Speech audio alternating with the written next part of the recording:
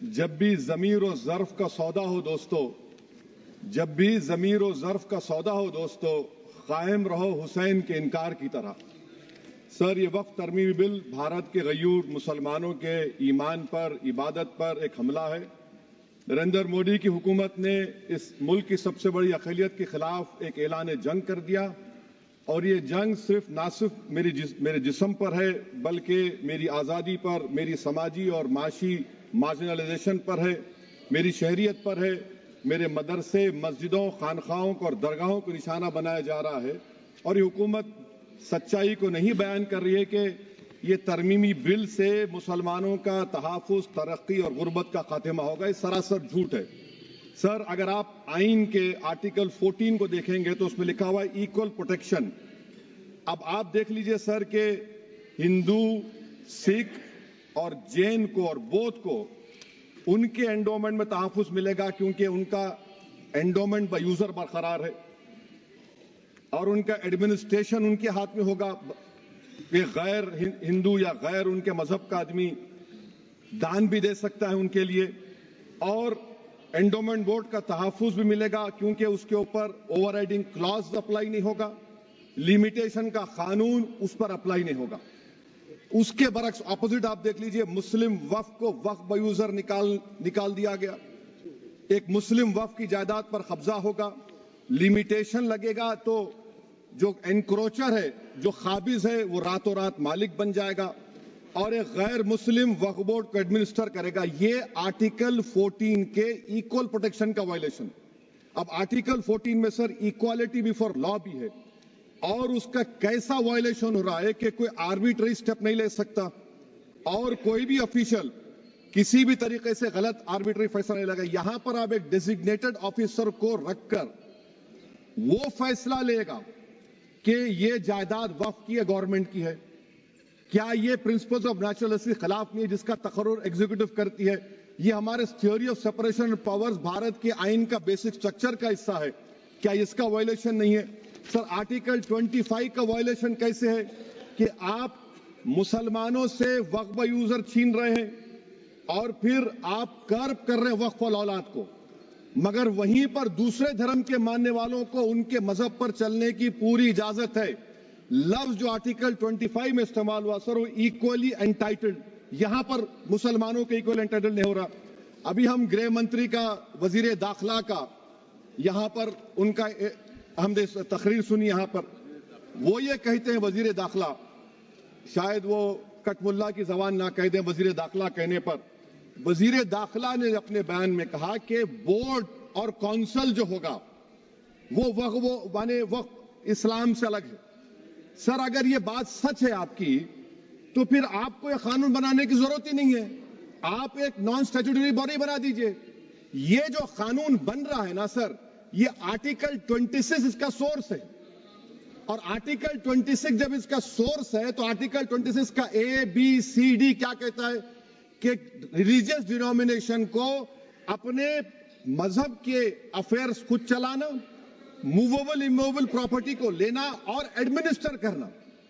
जब हिंदू धर्म को, बौद्ध धर्म को, सिखों को यह राइट दिया गया है तो आप कैसे मुसलमानों से छीन रहे हैं? तो यह आर्टिकल 26 का ग्रेव वायलेशन है।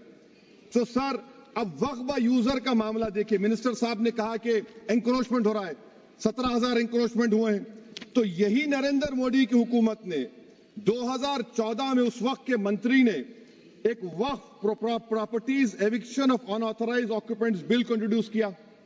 आपने विड्रॉ कर लिया 2024 में उसको। क्यों विड्रॉ किया सर आपने?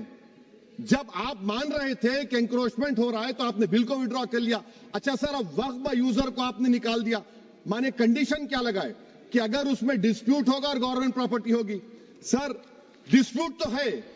मिसाल के तौर पर मोहिबुल्लाह साहब जिस मस्जिद के इमाम है, पार्लियामेंट के सामने मस्जिद है सर, 123 प्रॉपर्टीज में मस्जिद है, डिस्प्यूट चल रहा है। कल कलेक्टर या डिस्ट्रिक्ट ऑफिसर बोलेगा कि भाई साहब ये गवर्नमेंट प्रॉपर्टी है, स्टिकर लगा दिया जाएगा, मस्जिद बंद, गवर्नमेंट प्रॉपर्टी हो गई, होगी ना सर? अब ये बताइए, आप जब से यहां पर पूरे बीजेपी रूलिंग पार्टी हमको ज्ञान दे रहे हैं कुछ नहीं होगा, कुछ नहीं होगा। मैं दलील के साथ बता रहा हूं आपको ये मस्जिद दिल्ली गवर्नमेंट बोलती हमारी है, वक्फ दिल्ली वक्फ बोलता हमारी है।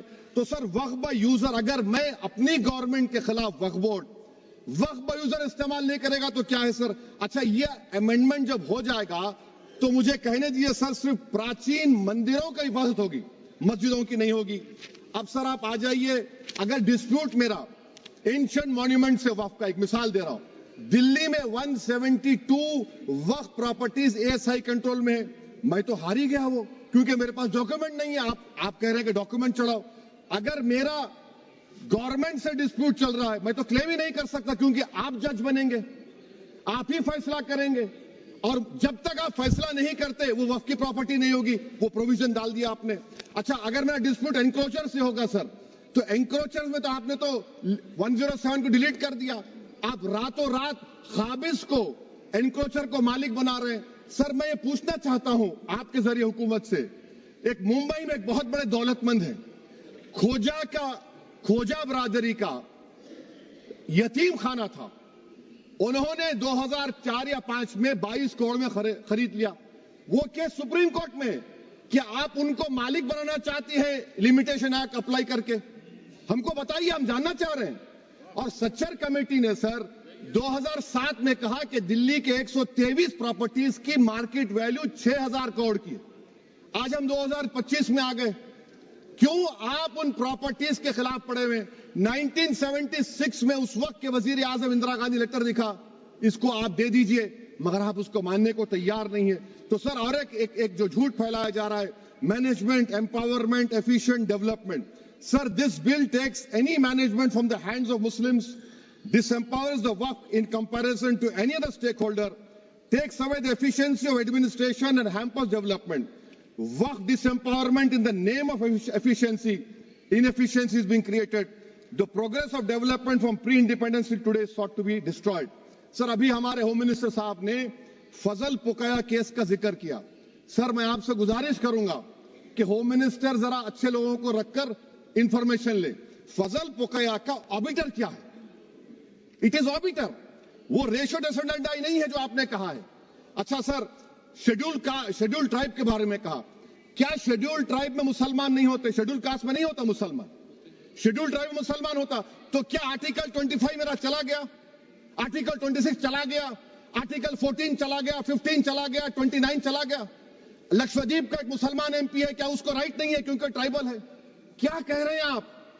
इस ऐवान को क्यों गुमराह कर रहे हैं आप शेड्यूल ट्राइब के नाम पर?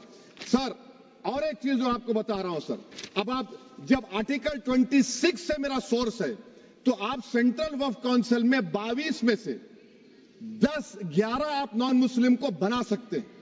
रिलीजन न्यूट्रल आपने कह दिया, और आप बनाएंगे, क्यों बनाएंगे आप? स्टेट वक्फ बोर्ड में 7 नॉन मुस्लिम होंगे और 4 मुसलमान क्यों होंगे? क्योंकि आप लॉ में 95 में डायरेक्ट मैनेजमेंट में ले सकते हैं 5 साल के लिए। आप वक्फ बाय यूजर को आप कलेक्ट डिस्ट्रिक्ट ऑफिसर बोलेगा ये वक्फ की प्रॉपर्टी नहीं है, तो वो वक्फ बोर्ड खामोश बैठ जाएगा, कुछ एक्शन ही नहीं लेगा, क्योंकि वो आपके प्यादे हैं। अच्छा, जब आप नॉमिनेट करेंगे सर मैं मोदी गवर्नमेंट के खिलाफ नो कॉन्फिडेंस ला सकता हूं, मगर वक्फ बोर्ड का चेयरमैन जो नॉमिनेट होगा उसके खिलाफ नो कॉन्फिडेंस नहीं ला सकते, हम बिल्कुल नहीं ला सकते। क्या मजाक है बताइए आप? ये डेमोक्रेसी है। नॉमिनेट भी स्टेट गवर्नमेंट करेगी, वो अगर डिक्टेटर बन जाएगा जैसा आज भारत में हो रहा है, तो वो भी नहीं हटेगा। कम से कम यहां पर तो इलेक्शन है, वहां पर तो आप 5 साल झेलते रहो उसको। अच्छा सर, अब ये जो क्लॉज 11 और क्लॉज 9 आप 16AA से देखिए, where the qualification of the members of the board has been limited only to 3 categories contained in 14(1)(c). Intention is very clear that the majority is to be packed with non-Muslims. So who will defend my interests, sir? If I cannot depend on the state waqf board, central waqf council, which are going to comprise non-Muslims, this in itself is a clear violation of Article 26, 14 and 15, sir. अच्छा sir, CO पहले 95 act में था कि word मुस्लिम, आपने गायब कर दिया उसको। अरे आखिर क्यों इतनी नफरत है आपके लफ्ज मुसलमान से? अच्छा फिर क्या कह रहे हैं आप कि ये भी आर्टिकल 26 का वायलेशन है? सब जितने हिंदू धर्म के प्रॉपर्टीज हैं, सिख धर्म के हैं, बौद्ध के हैं और आपके जैन के, वहां पर उन्हीं के मजहब का ऑफिसर होगा, और कहां पर नहीं होगा? वक्फ बोर्ड में। Waqf board is a pure religious institution. इसको समझने की जरूरत है। तो आप ये कर दे रहे हैं सर। अच्छा सर, आप देखिए, अब आप आ जाइए ये ट्राइब्यूनल पर। मुझे समझ में नहीं आया सर कि हमारे होम मिनिस्टर वजीर दाखिला ने क्या कह दिया कि 2013 का जो कानून है वो नहीं बनता तो हम नहीं लेके आते। मैं बड़े अदब के साथ उनसे पूछना चाह रहा हूं कि क्या उस वक्त राजनाथ सिंह साहब, आडवाणी साहब, हमारी लेट सुषमा स्वराज, ये बड़े बड़े नेता यहां बैठे थे? आपने यूनानिमस उस कानून को पास करवा दिया। कीर्ति आजाद थे उस वक्त, अब यहां बैठे हैं वो टीएमसी में। तो क्या आप गलत थे या वो गलत थे? हमको बता दीजिए, आप बता दीजिए। क्योंकि अगर आडवाणी आपके लिए बहुत बड़ा नेता है, मेरे लिए नहीं हो सकते, आपके लिए आपने पद्मश्री दिया उनको। मोहतरमा सुषमा स्वराज की जबरदस्त तकारीर का मैं कायल हूं। वो बैठकर उस 2013 को यूनानिमस पास कर दिए।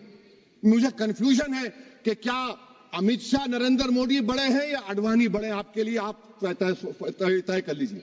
अच्छा सर, आपके tribunal sir, railway Clements tribunal, NGT tribunal, income tax, वैसे 14-15 ट्राइब्यूनल, हिंदू एंडोमेंट का ट्राइब्यूनल, सबका अपील नहीं होती, रिव्यू होता है।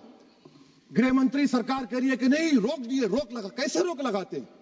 रिव्यू और अपील में तो फर्क होता है ना सर।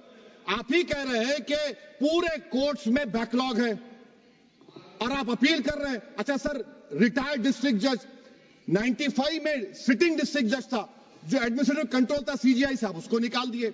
अच्छा सर, अब आप अभी हमारे मंत्री साहब ने कहा trust, sir Shri Sai Baba trust 2004, वो ये कहता है जो ऑफिसर उसमें काम करता है उसको साई बाबा का डिवोटी होने चाहिए और उसको डिक्लेरेशन लिख के देना पड़ेगा।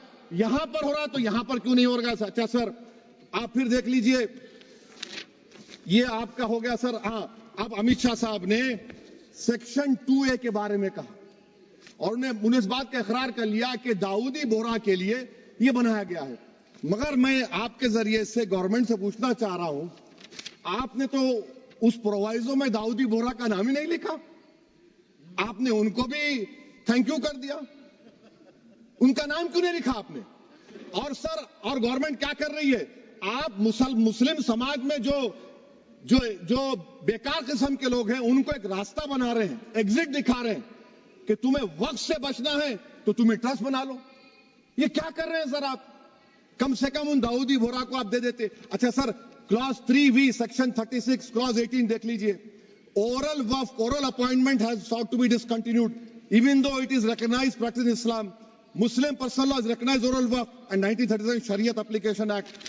सर, आप क्लॉज 3(9) पर आ जाइए। 5 साल के लिए मुसलमान।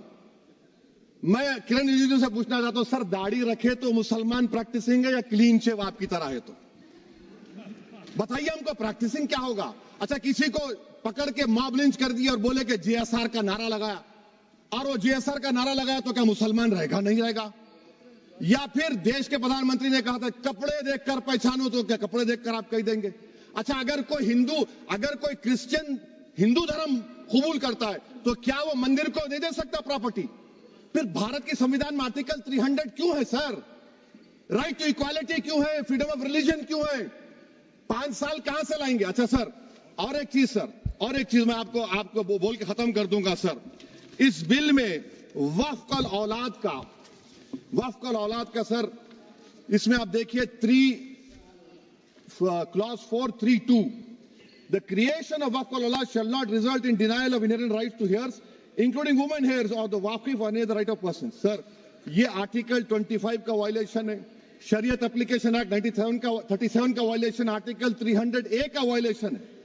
अच्छा, हिंदू धर्म में सेल्फ एक्वायर्ड प्रॉपर्टी को एक हिंदू, अब उसके फर्ज के 2 बच्चे हैं, वो एक को अपनी पूरी दौलत दे सकता है, कोई रोक टोक नहीं है। वो कहेगा नहीं मैं घर के बच्चों को नहीं दूंगा, मोहल्ले के गरीब को दे दूंगा, वो भी कोई रोक टोक नहीं है। वहां पर आपको बच्चों की फिक्र नहीं है। जब मैं अपनी प्रॉपर्टी को अल्लाह को मालिक बनाकर दे रहा हूं, आप कह रहे बच्चियों की फिक्र नहीं है। इतनी मोहब्बत आप बिल्किस बानो से दिखा देते तो आपके लिए दुआएं देती आपके लिए। तो सर, आप दूसरी बात आप देख लीजिए सर, आखिरी बात कहकर मैं अपनी बात को मुकम्मल कर रहा हूं सर। नहीं खैर, मैं मुकम्मल कर रहा हूं। स्पीकर साहब बहुत टाइम दे दिए। सर आप देखिए, इसमें अमित शाह साहब बोले कि इतनी प्रॉपर्टीज का कब्जा हुआ, चोरी हुई, ये हुआ। सर क्लॉज 2652A सेक्शन, अगर कोई प्रॉपर्टी बेचता है 2 साल की सजा थी, आपने क्या कर दिया, उसको 6 महीने कर दिया।